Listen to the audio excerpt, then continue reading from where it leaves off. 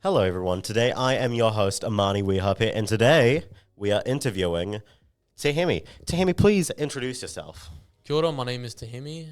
I'm a previous guest on this show or podcast, I'd like to say, from the music. I don't know if you guys have seen it yet. If you haven't, check it out. But yeah, I feel very privileged to come back here. No, a very gracious guest to have again. But first, before we get into you, Te-Hemi, I would love to thank the shadow government. Gotta love them. What do you think about that, Alex? Not a big fan of the government. Lovely, Alex. Thank you for that. Greatly insightful, that guy. Gotta love him. Truly. So I just lined up a few questions for you today, Te-Hemi, just to get to understand you as an artist, as a creative. How did you get started in music? Well, I think I've explained this before on the music podcast, but I'll say it again. Something with music is just, I love connecting with it. Yeah. And when I, always thought of that, and I was so shocked how people can come up with all this word stuff. Like, they can make something that you can enjoy. So let's say Kanye, because he's one of my favorite. Mm-hmm. Like, listening to his song, you just go, damn, how does someone do all that? How do they think of that? And it makes you feel a certain way. You're just like, oh, damn. Yeah. It's inspiring. I think that is it with music. It just is. Like, if you get something out of you, it's achieved its goal.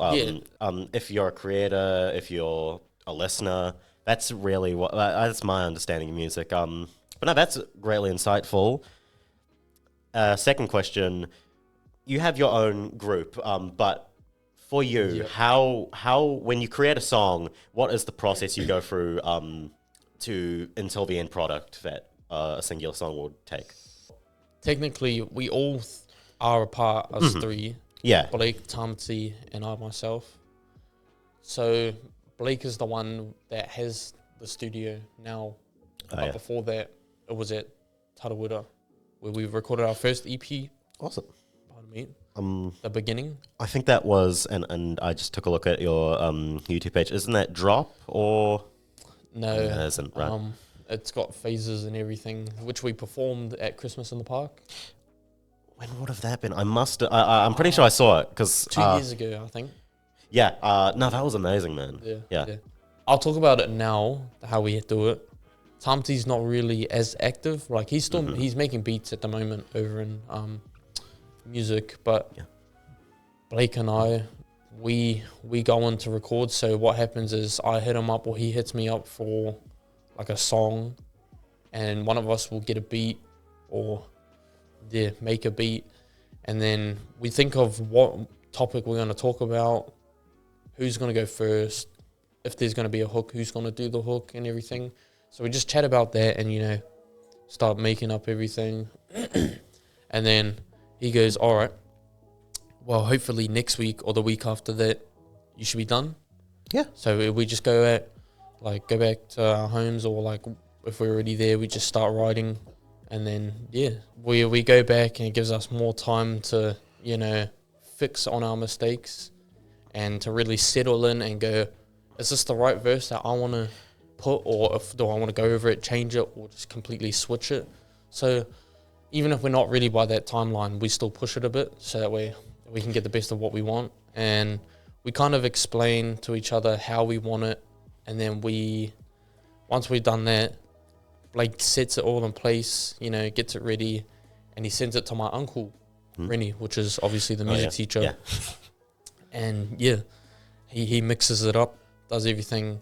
Obviously, we either buy the beats or we already have some made for us.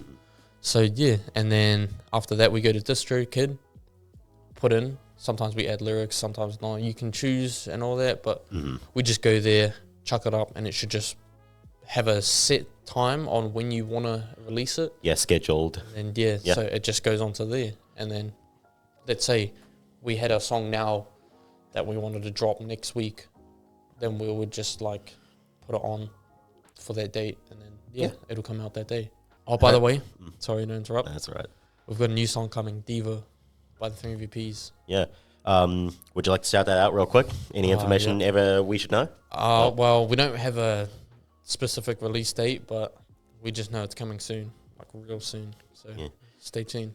And when you're shouting out that, would you like to shout out any of your socials or your group socials? Well, on Instagram, we go by the 3MVPs, and on Facebook. So basically everything else is the same as well. Spotify, YouTube. So yeah, you can even see us on Snapchat. Awesome. Like if you want to use the audios, but not really much. Yeah, you were saying earlier when you sit down with your other group members, you think about what you want to talk about in a certain song or the theme or any like in your lyrics, the specific thing you want to touch on. Could you just give me an example of something that you usually talk about in your music? Oh, well, I'll use one of my songs, for example. I think Kawerau State of Mind, that one. Well, for that theme, I'm not too sure about Blake because he did do a similar theme to mine, but his was a little bit, not truly realistic. But yeah. And that one, my theme was a bit of what I've like actually personally been through. And then, some other things. When the hook comes in, I wrote the hook for that. Mm-hmm.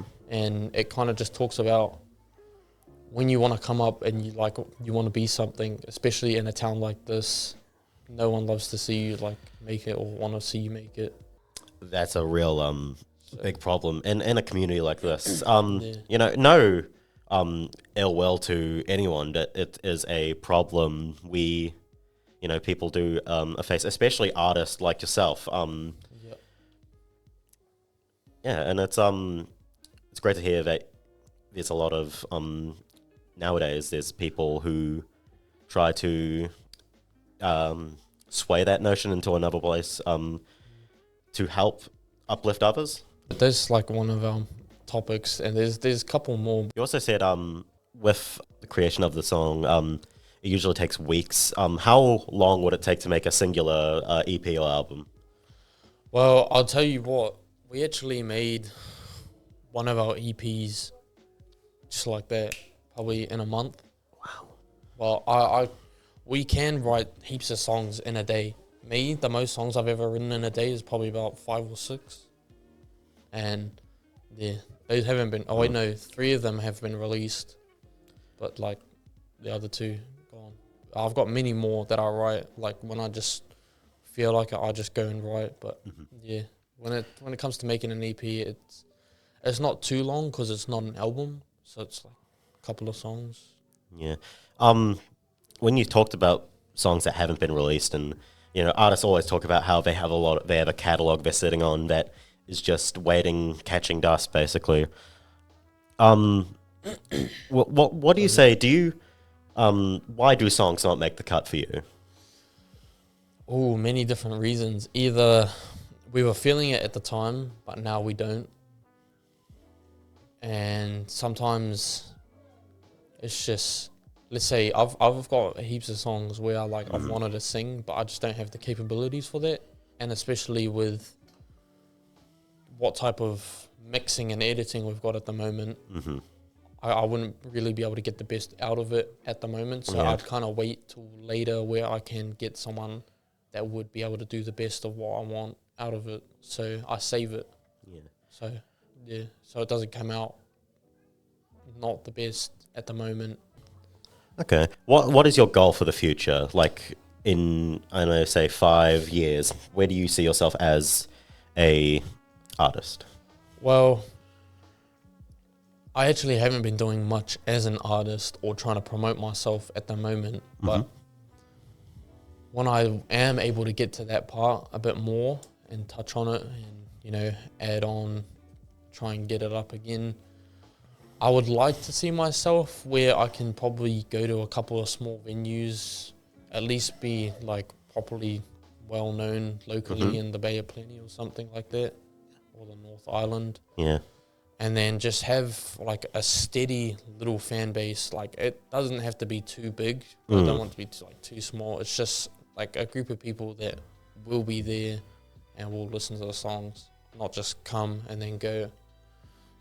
I think a lot of people can resonate with that mindset of not caring for being big and famous, and more being satisfied that they can make it to a popular underground scene. Yep.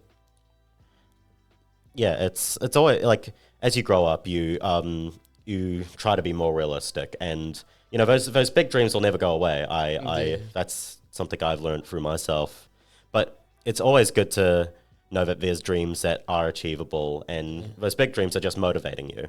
It's like, you know, it's something that I could achieve if I truly went all out at it, but it's just at the moment I've got to set myself up before I can risk it all. I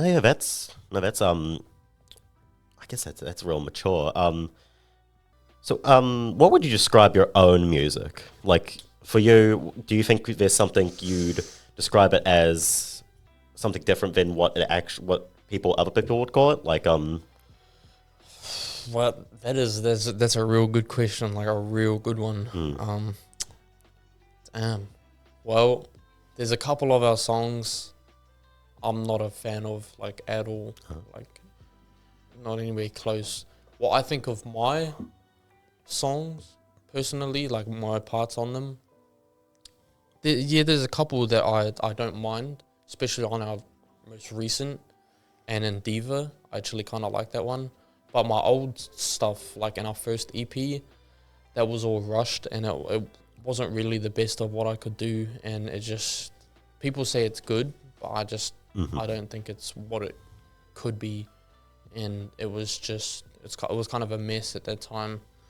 It's still got big and did its thing, but it's just, I reckon it could have done better. And now it's like, once I put it there, that's like a mark on where I've been. So, you know, when I reflect back, I go, oh, damn, it's pretty bad. But if I can improve, I could kind of see it as a good thing as well, of how far I've come. But it's just, yeah, my old music wasn't really a fan. I was pretty shy as well, and all that. But now I'm more keen. I'm more ready to get out there, express myself, and, you know, try more things. I think that's with most artists anyway.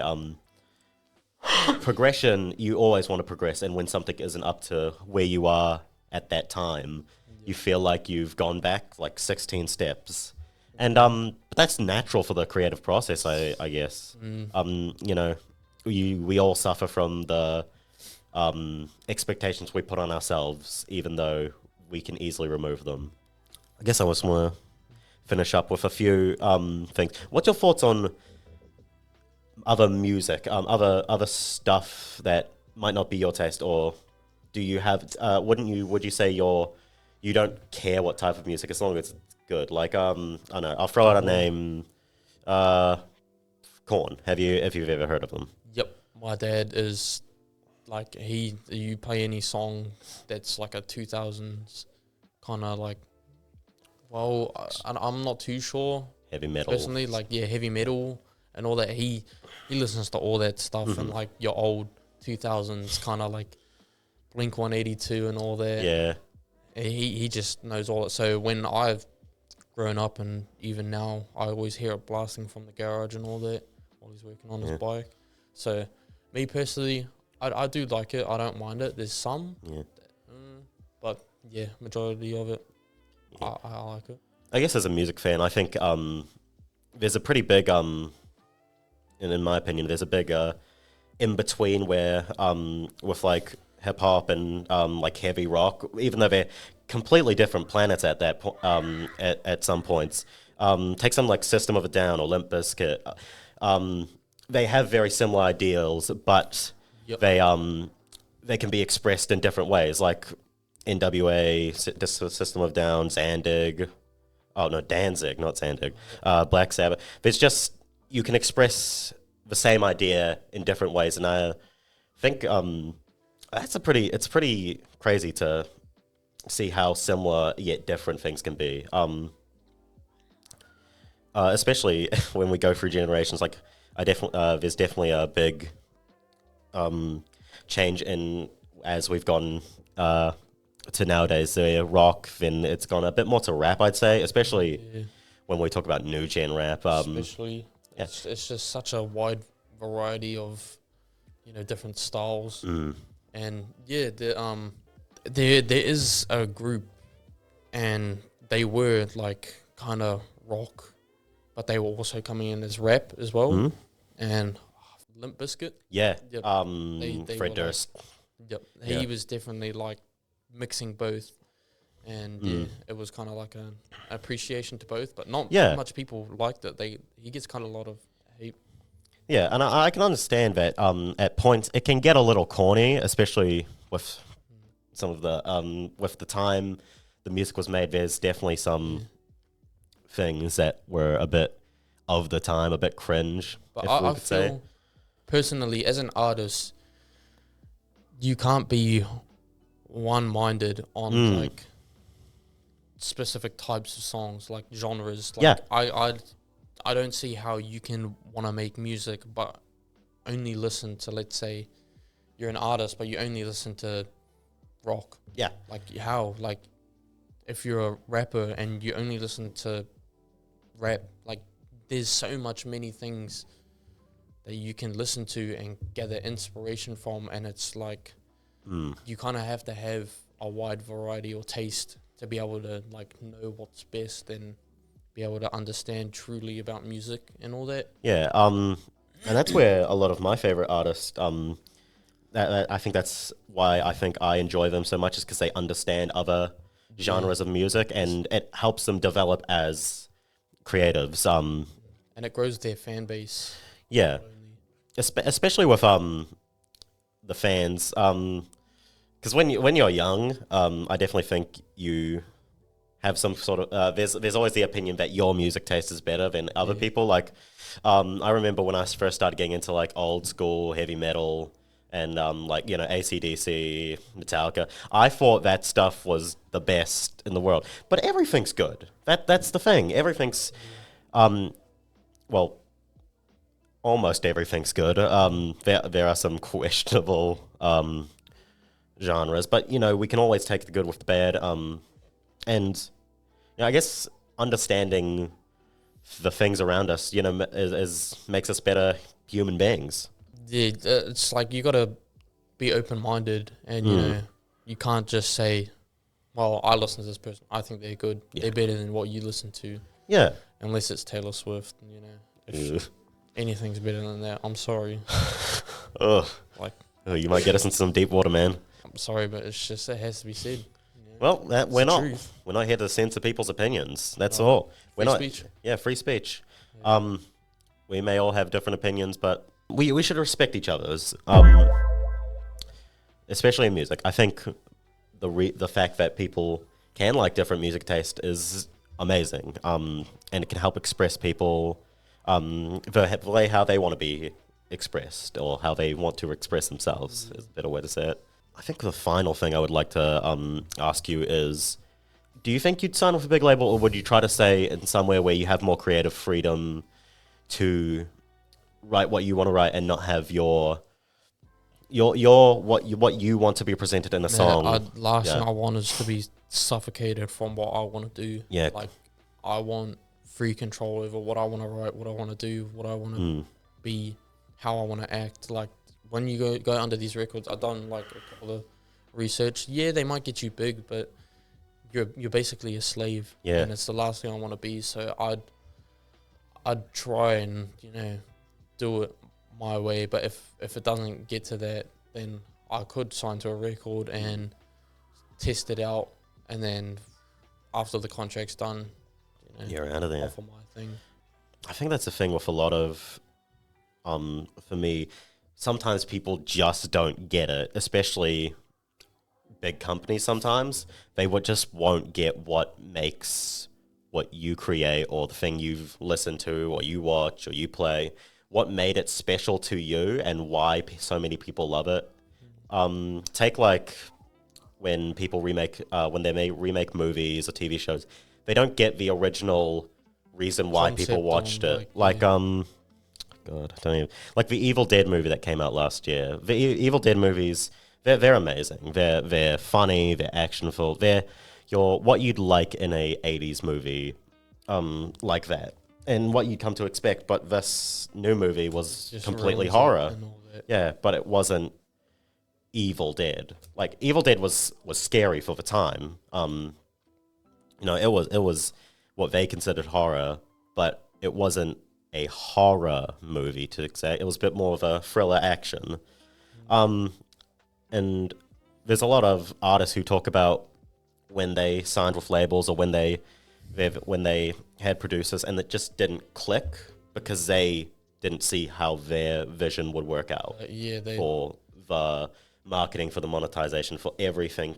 It's like a lot of your favorite artists, like you may not even know, but they have ghostwriters. Like you may think that they write their stuff, but they're not allowed. Their label goes, here, we've got something we want you to rap with, do it, we'll give you a beat. And like sometimes I've even seen Justin Bieber, I've seen a clip of him, I was shown by my uncle, and he had someone in the studio getting it like how they wanted it. Yeah. So they'd go, oh, like he'd sing it a certain way and they'd go, nah, sing it this way. And it's like, oh damn, if you ever got to that point and you're an artist, you've lost the whole meaning of being an artist. It's just not you. Yeah, creation shouldn't be stunted by any barriers, I guess. It shouldn't be stunted by puppetry, it's yeah. And I guess not good. We can all take a lesson from that. And looking at the time, we are getting close to the end. So I'd like to, once again, we'd all like to thank you, Te-Hemi. You've probably been one of our favorite persons to talk to on this, one of the greatest guests we've had. I'd actually like to thank you guys for, taking the time out to come reach out to me and then to talk and all that. Shadow government? What was that? Where did that just come from? What? One's over there. Well, I need to wrap this up real quick. Yes, we gotta. I think. I'm sorry. Yeah. Youth TimeZ podcast out. Oh, finally, actually, just before we end, want to just quickly shout out your socials just once more for all the adoring fans. Te-Hemi.Tetor on Instagram, at 3MVPs, lowercases, on Instagram, Facebook, Spotify, YouTube, and that's all. Yeah. At Youth TimeZ podcast. Yeah. Youth TimeZ podcast. Stay tuned. We'll be right back.